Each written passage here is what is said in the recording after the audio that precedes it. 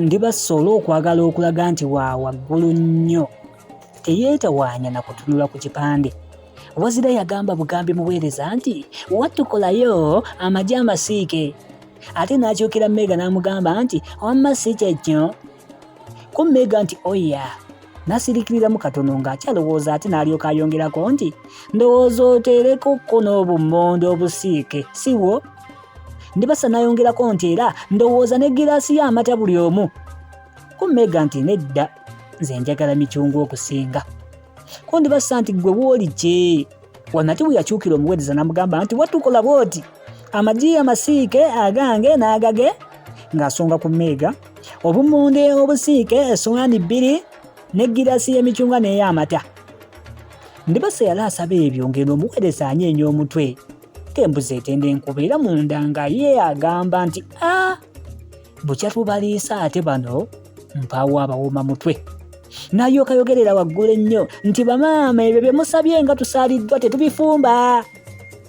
Ndibassa eno nga bwe yeesansabaga era ng'agenderera okulaga abaaliwo nti wa waggulu, kale kyeyava asalawo okweyambisa akagambo k'oluzonga nti oh dear me, ng'akatadde mu ddoboozi ery'okusaalirwa ate mu kiseera kye kimu nga lirimu okulengezza akawooteeri ako mpozi olw'obutasobola kufumba kye baali basabye.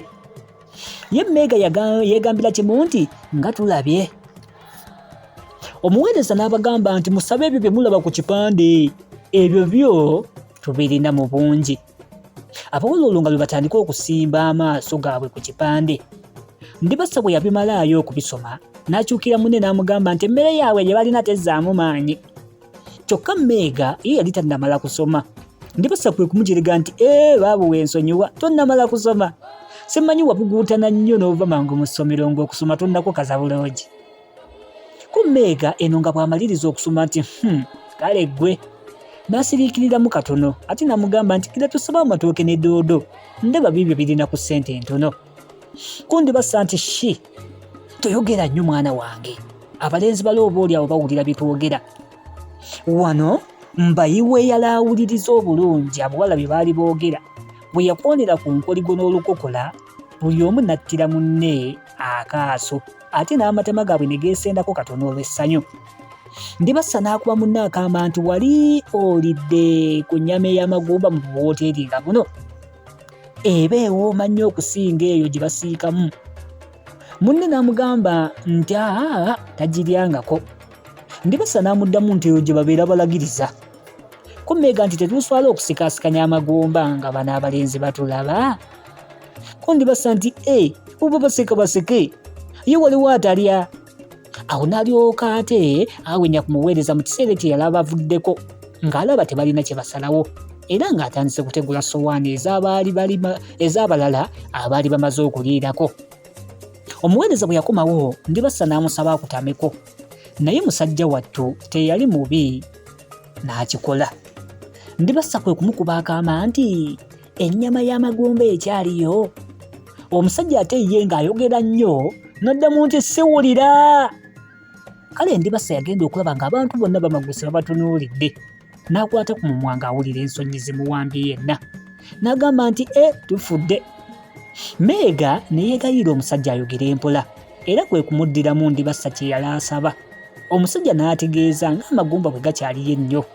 Bombi ne basanyuka era ne bakkiriziganya bafuneyo essowaani ey'amatooke ennamba emu ku ezo, mpozzi n'essowaani y'ennyama ey'amagumba enzujjuvu emu, bagabane ebyo. Oli mu pulogulaamu Tuula Tusome, abawala ab'ekitiibwa abeetwala okuba ab'ekitiibwa bali mu wooteeri ate etajja mu kitiibwa kyabwe. Ndowooza okirabye. Bw'ogendanga awantu ng'olaba tewajja mu kitiibwa kyo vaawo, oba si kyo ggwe sala ekitiibwa kyo wenkanenkane n'ekitiibwa kyawo w'osanze. Bw'obeeranga mu mulembe nga bikukola olaba bikunyiiza, va mu mulembe ogwo, oba si kyokkiriza bakole omulembe bigukola. Olwekyo nkyogedde bulungi. Kale kanzireyo ku kiri. Bw'obeeranga w'ekitiibwa, beera mu b'ebitiibwa. Genda mu ebyo ebigwanyiza ekitiibwa kyo.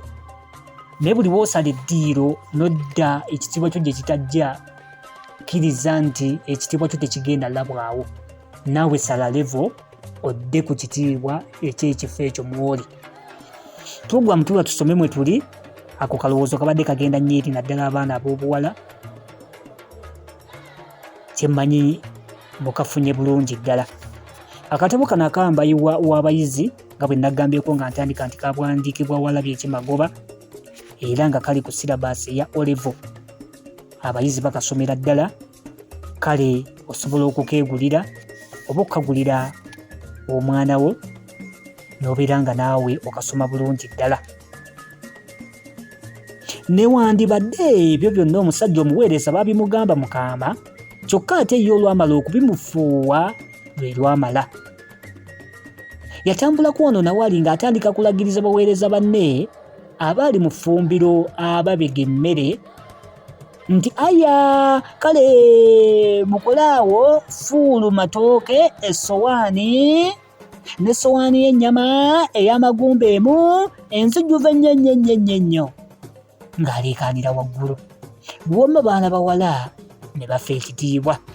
Buli omu n'atunuulira munne nga tamanyi kyakukola. Ndibasa n'agamba munne nti ekisajja nga kitusse, gira tugende. Kyokka Meega n'awakanya eky'okugenda nga yeekazaakaza muli nti waliwo atalya. Ko Ndibasa nti nnyabo buli balya bonna babakakkana ku gagumba ffe ge tulagiriza. Kale baali bakyali mu ebyo nga balaba omuweereza ajja atembeeta essowaani y'amatooke ko n'ey'ennyama ate amagumba amangi gonna nga bwe gakulumbadde gati mu ssowaani.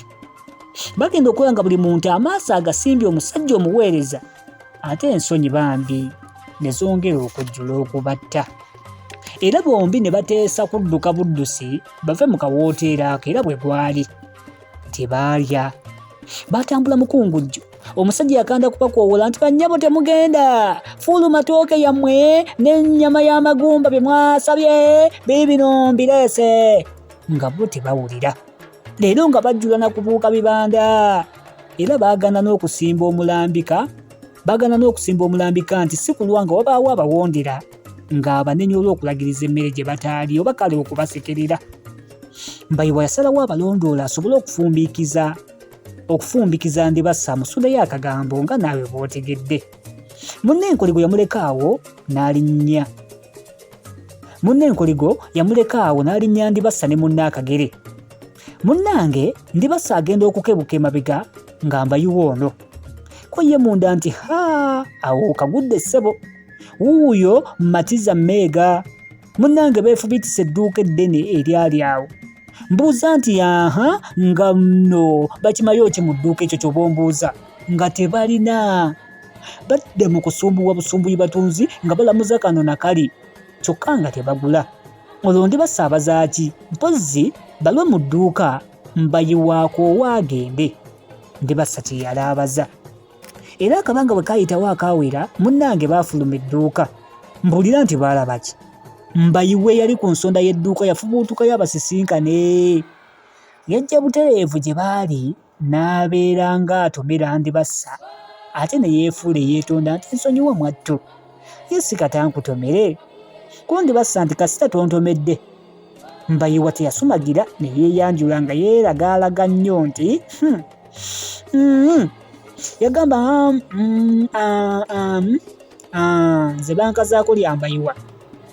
Ndibasa yatunuulira Mbayiwa endabika ye n'emukuba. Naye kwe kweyanjula nti nze Ndibasa. Mbayiwa kyabeeredde. Munnange newandibadde mu nsawo ye mwalimu obusente butono nnyo kyokka tekyamulobera kusaba Ndibasa bagende balye ku kaasi. Mpozi mu bbala eyali okumpi awo. Ndibasa nga bwe yali yeeyuna omulimu kale bakkaanya okusisinkana enkeera mu wooteeri eyitibwa Elite. Mpozi bakwate bonna akeewamala. Essuula esookawo bw'ekoma, essuula egamba nti Ndibasa awamba Mbayiwa. Tugikubye oluku mu mutwe y'akatabo kano akambayiwa ow'abayizi kawandiikibwa Walabyeki Magoba. Bwe tuddamu sisinkana egenda kuba essuula ey'okubiri egamba nti yeetegekera Ndibasa ani Mbayiwa. Biki ebigenda okuddirira okuva eyo? betugenda okudda nabyo wano kutuula tusome n'akatabo kano akanyuvu akandibassa akambayiwa ow'abayizi. Muzzukulu wa Mugema Munnakyala akwata ssente empya n'enkadde nkamunzikidde wano akoolwaleero. Njagala tuddiŋŋane olunaku olunaabaluzeeko. Kyonna ky'oyizeemu teekawo awo komenti otubuulire nti nkizeemu kino. Ekikunyiizizza n'ekikunyumidde nabyo osobola okuba ng'obikubaganyaako ebirowoozo wamu naffe. Tusinkane mwegenda okuba ng'eddako. Mukama Katonda abankuumire awangaale Ssaabasajja Kabaka.